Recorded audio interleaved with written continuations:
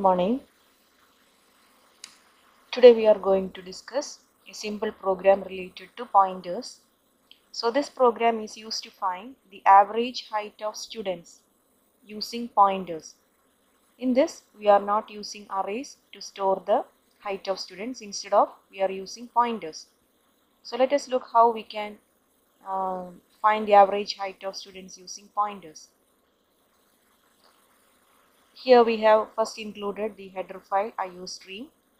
The second statement will be using namespace std, and we are moving to the main part of the C++ program int main.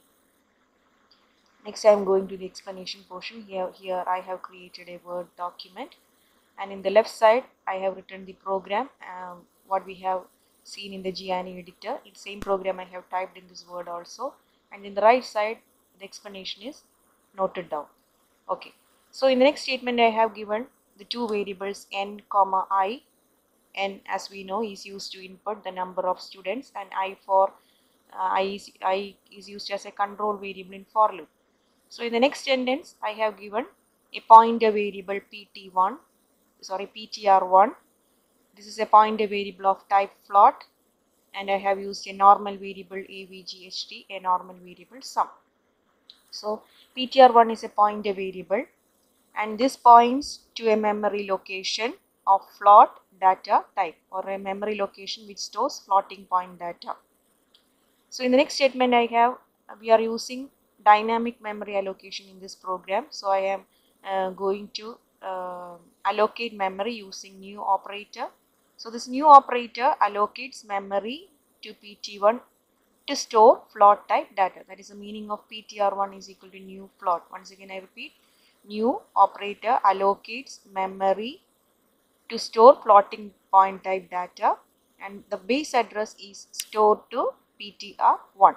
Okay, next we are entering the input section. In the input section I am first asking the user to enter the number of students, and if I am entering, for example, if I am entering 2, I am going to find the average height of 2 students. So if I am going to enter 2, that n will be having 2. Here I have written the explanation. Consider n is equal to 2. So if I am entering 2, the n will be stored into 2. That is the meaning of the statement. And I have to find the average. We know that we have to first find the sum, and the sum is divided by the total number of students. So in the first case I am initializing the value of sum as 0. We have already studied the reason behind this. So first the value of sum will be 0. Next my for loop opens for I is equal to 0, I less than n plus plus I. This for loop is used to enter the height of students. Okay, so first the for loop begins, and the I takes the first value. I have already said that I is the control variable used in the for loop. So I takes the value 0. In the first condition I is equal to 0, and when initialization I is equal to 0, and next the condition will be checked. Here 0 less than 2, sorry, here this is 2, I have inputted 2, so 0 less than 2, the condition is true. Since the condition is true, it enters the body of the loop. Since in the first case the condition is true because 0 is less than 2, so it enters the body of the loop. What's the first statement inside the body? Enter the height of student I plus 1. Here I plus 1 means 0. Now the value of I is 0. So 0 plus 1, that means 1. So the message displayed will be enter the height of student 1. And if I am giving the value, consider I have given 15.5 as the input. The 15.5 will be stored in star ptr plus I. Sorry, star ptr, correct, star ptr1 plus I. What does it mean? Here I means 0. Now the value of I is 0. So in effect this is ptr1 plus 0. That means it is in the first, we have already studied, this is in the first memory location of ptr1. That means the pointer variable ptr1 always contains the, first it will contain the base address. So ptr1 plus 1 means, sorry, plus 0 means it is the base address. So the entered data 15.5, consider if I am entering 15.5, 15.5 will be entered in the first memory location pointed by the ptr1. That's the meaning of this statement. Once again I repeat this statement. Here I have given a star of PTR1 plus I. Here now in the first step I takes the value 0. So this means star of PTR1 plus 0. That means the base address. That means PTR1 plus 0 means PTR1. Okay, no byte, 0 bytes is added to PTR1. That means it is in the base address. So star of PTR1 means the entered data 15.5. The entered data 15.5 will be stored in the first memory address. That means it will be stored in the base address of PTR1. Okay. Okay. Next sentence I have given as sum is equal to sum plus PTR1 plus I. Now we know that the previous value of sum is 0. So here 0 plus present value of PTR1 is, present data of PTR1 is 15.5. So 0 plus 15.5, the new value of sum will also be 15.5. Now the closing bracket is encountered. Since the closing bracket is encountered, it goes to the incrementation section of the for loop. Now the I takes the value 1. In the previous case it was 0. Now I takes the value 1. So we have entered step 2. We have entered step 2. Now I less than n. I less than n means 1 less than n. Sorry, 1 less than 2. 1 less than 2. Here also the condition is true. Since the condition is true, it again enters the body of the loop.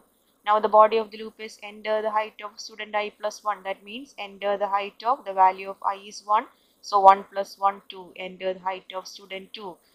Consider if I am entering the data as 23. Enter the height of student 2. I have entered the data as 23. That data will be entered in star of PTR1 plus I. That means PTR1 plus 1. So since this is a float type data, in the current base address 4 bytes will be added.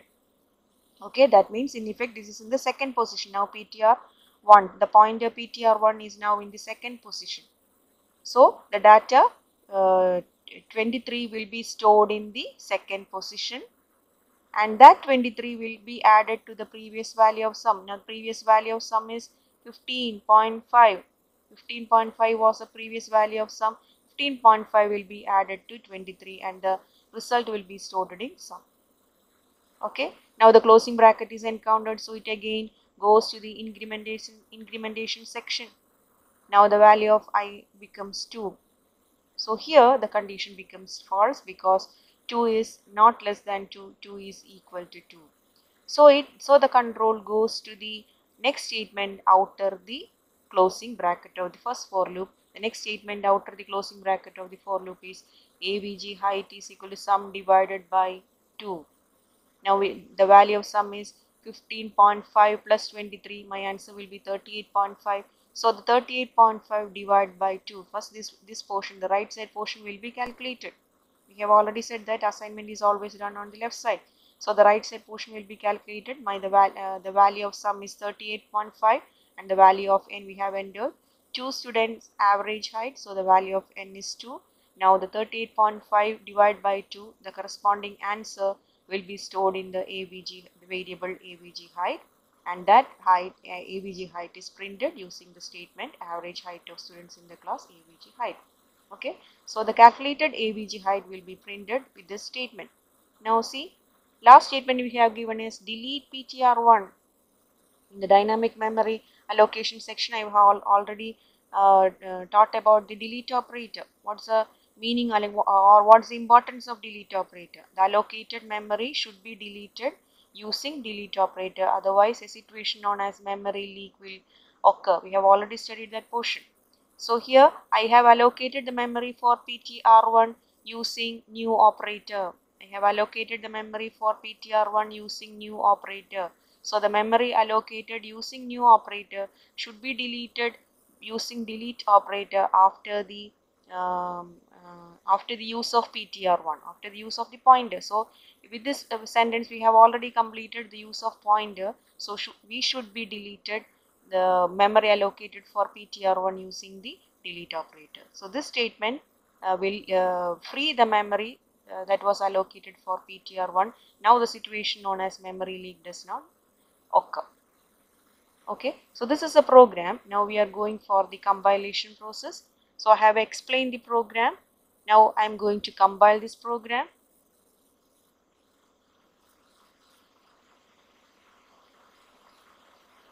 Compilation was successful. Now I am going to build the program.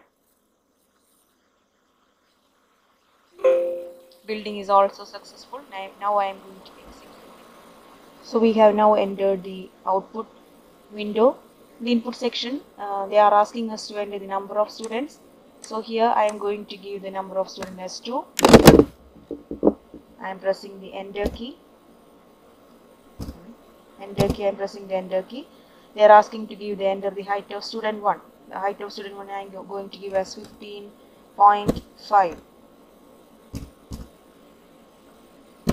15.5. I am again going to press the enter key. They are asking us to enter the height of student 2. I am going to give as 23. I am pressing the enter key. See, the average height of student in the class will be 19.25. So the height of the student 19.25 will be printed, and in the last section we have given as delete PTR1, and after printing the average height of students, the memory allocated for PTR1 will be freed by the delete operator. So this is a simple program which is used to find the average height of students without using an array but using pointers. So hope all of you have understood this program. This next class also we will be continuing with the program related to pointers. So thank you for joining me.